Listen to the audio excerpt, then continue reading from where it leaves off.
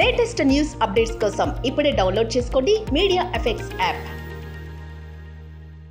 అందరికీ నమస్కారం, good evening.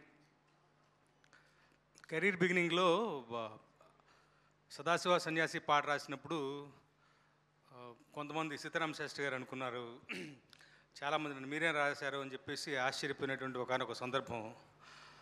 అలాంటిది చిట్టి పాట రాసినప్పుడు జాతిరత్నాల సినిమాలో మీరే రాశారా, బాగా యూత్ అయిపోయారే అని చెప్పి అదొక సందర్భం. అప్పట్లో చిట్టి మళ్ళీ ఇప్పుడు సెట్ అయింది, మంచి పాట రాయించాడు ప్రశాంత్. Thank you Prashanth.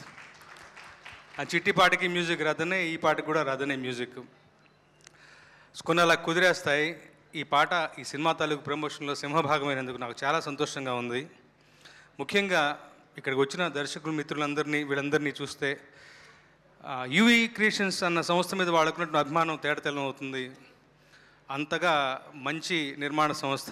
వంశీ గారు, ప్రమోద్ గారు, సందీప్, అజయ్ అందరూ పేరు పేరున కూడా ఒక ఫ్యామిలీలాగా అందరినీ చక్కగా చూసుకుంటారు. అలాంటి ఒక సంస్థ నుంచి వస్తున్నటువంటి సినిమా మంచి ఘన విజయం సాధించాలి.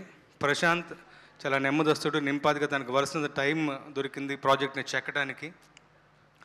మంచిగా వినియోగించుకున్నాడు. కరెక్ట్గా తన అదృష్టం బాగుంది. ఇప్పుడు థియేటర్స్ దొరకటం అయితేనే మీకు కరెక్ట్ ప్రాపర్ రిలీజ్ టైం కూడా కుదిరేసింది.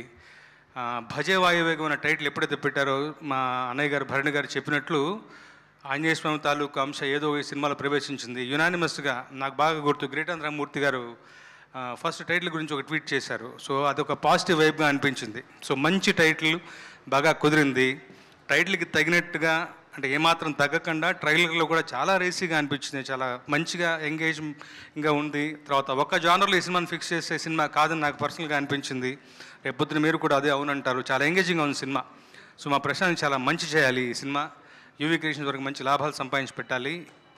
ముఖ్యంగా సినిమాలు రావట్లేదు అనుకున్నటువంటి ఆడియన్స్ యొక్క కరువు, ఆ మాట వాడొచ్చని తెలియదు, వాళ్ళ యొక్క ఆకలిని తీర్చాలి ఈ సినిమా. అలాంటి మంచి సినిమా అవుతుందని బలంగా నమ్ముతున్నాను. రచయిత మధు నాకు చాలా కాలం నుంచి మిత్రుడు. సో నిన్న తనతో మాట్లాడుతూ మరింత నాకు అంటే ఇలా ఒక పాజిటివ్గా మాట్లాడటానికి నాకు బలం దొరికింది తన మాటల్లో.